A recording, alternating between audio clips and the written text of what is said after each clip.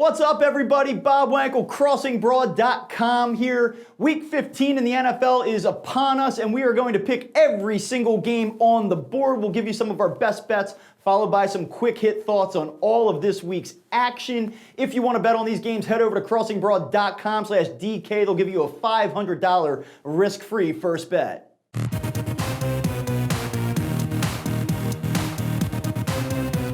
You give me a rain.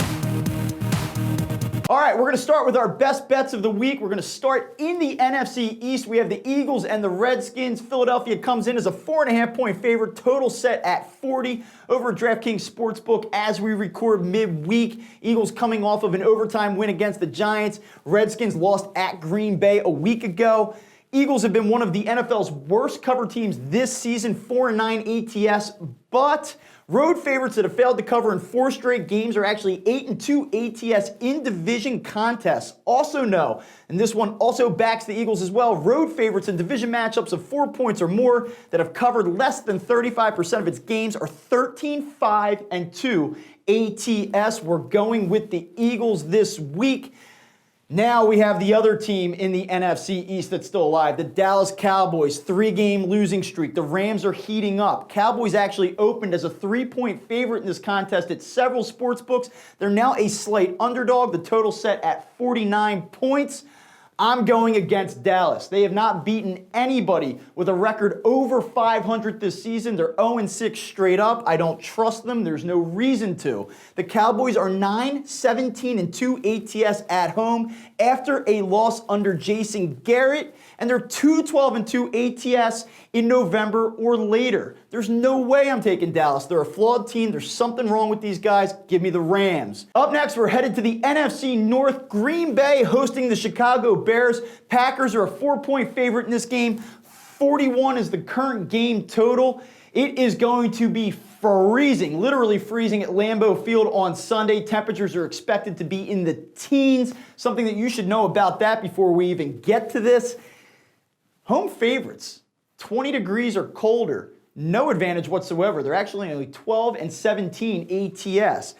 Also, take a look up at the board here. Packers have been a good cover team this season, 8-5 ATS. Bears, along with the Eagles, the worst cover team in the NFL, 4-9 ATS, just a shade over 30%. Why is that important? Because teams that are covering less than 35% of its games, playing an opponent covering more than 60% of its games, are actually 131, 93, and 8 ATS in the month of November or later. What does this mean? When you have a bad cover team playing a really good cover team late in the season, it's the law of averages. That poor cover team tends to get it done. And you look at the spread here, Packers are only a 4-point favorite. That seems a little bit low. Aaron Rodgers, Mitch Trubisky, a revenge spot for the Bears. I don't know that they can get it done outright, but I'm going to take them to cover the game this week. Up next, we're going back out west. The Raiders burned me last week, but I am back on them once again this week. Why the hell are the Raiders a 6.5-point favorite against anybody right now?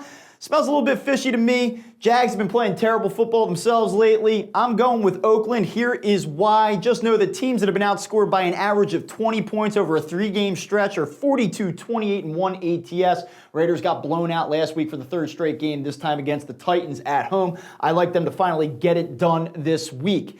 Now, we have the New England Patriots in the midst of a rare 2-game losing streak. The cheating New England Patriots, who were filming the 1-win Cincinnati Bengals. Why? I have absolutely no idea. They're a 9-point favorite, over under 40.5 in this game. I don't think it's going to be a 3rd straight loss for New England, and I think they're going to cover. Here's why. Going back to the 2003 season, the Patriots are 24-6 against the spread on the road following a loss. They're 14-5 ATS in November or later. Also know that the Patriots are 7-0 straight up, 5-2 against the spread following consecutive losses under Bill Belichick going back to the 2003 season. Think the Pats get it done. Now, let's go around the rest of the Week 15 slate, and we're going to give you some quick hit thoughts on the remaining games. All right, let's break down the Week 15 slate. It kicks off on Thursday night. Baltimore Ravens, New York Jets. 14.5-point favorites are the Ravens, arguably the best team in the NFL. I think they're in store for a letdown spot here. Huge win over the Rams on Monday Night Football a few weeks ago. Survived the 49ers at home in a slugfest. Go up to Buffalo last week, cover as a favorite against a good Bills team. Are they going to be motivated in this football game? That's my concern. This is a lot of points. I'm taking the Jets plus 14.5. Now let's go down to Carolina. You have the Seahawks coming east to face a bad Panthers team that has played terrible football lately. They got blown out by the 4-9 Falcons last week. How much confidence can you really have in Carolina? Actually, I have quite a bit. I think that the Seahawks are overrated. They may win this football game, but 6 points is an awful lot. I'm taking Carolina to get it done, cover the spread at home. Let's go down now, AFC South. You have the Houston Texans, Tennessee Titans. There's nobody in football other than the Ravens that are hotter than the Titans right now. Texans, meanwhile, got their doors blown off at home last week by the lowly Denver Broncos with a rookie quarterback making his first road start. How can I trust the Texans in this game? I'm going to do it, and here's why. Deshaun Watson, 11-5 ATS as an underdog in his career, 8-4 against the spread as a road underdog. Give me the Texans to go on the road and upset the Titans in this game. And then finally, here's one that only a bettor can love. The Miami Dolphins. All this team does is cover. 3.5-point underdog on the road at the Giants. G-Men showed some signs of life on Monday night against the Eagles. Tough overtime loss. I actually think that they get up for this game and get a win. Give me the Giants as a 3.5-point home favorite. Now let's keep it rolling. Bucks, Lions. Here's what I know. I don't trust Jameis Winston. Guy turns the ball over way too much. That's why he's a bad bet as a favorite. I don't trust him going on the road. It doesn't matter what the Lions are, how injured they are, or what they have to play for. Give me the Lions at home +4.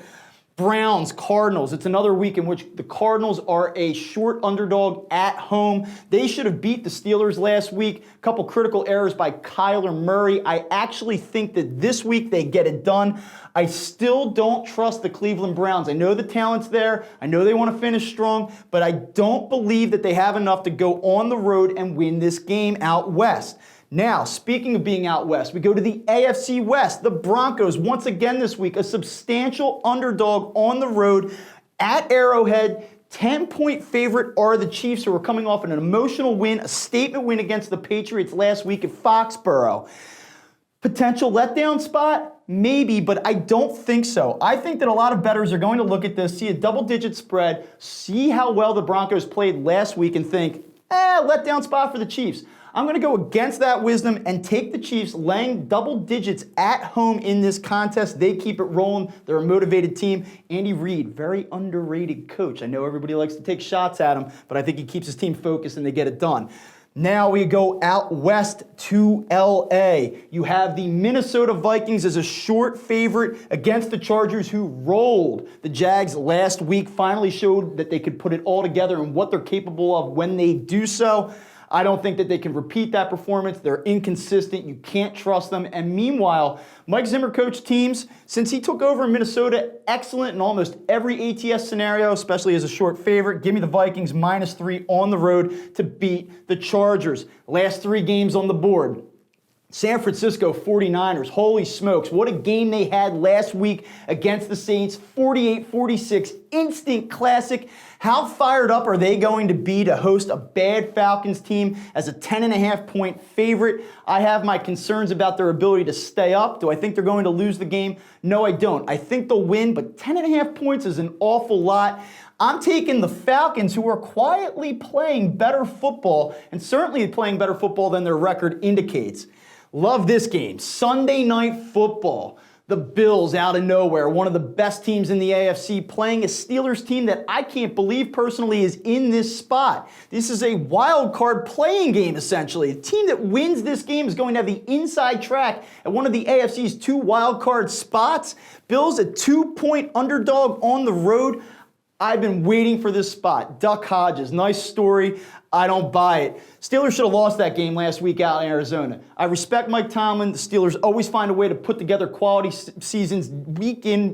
quality performances week in, week out. Doesn't matter. I'm taking Buffalo this time. I believe that this Bills team is truly one of the best teams in this conference, and they're going to bounce back after that loss to Baltimore at home last week. And then finally, Monday Night Football, you have the Colts, you have the Saints, 9.5-point favorite the Saints currently are.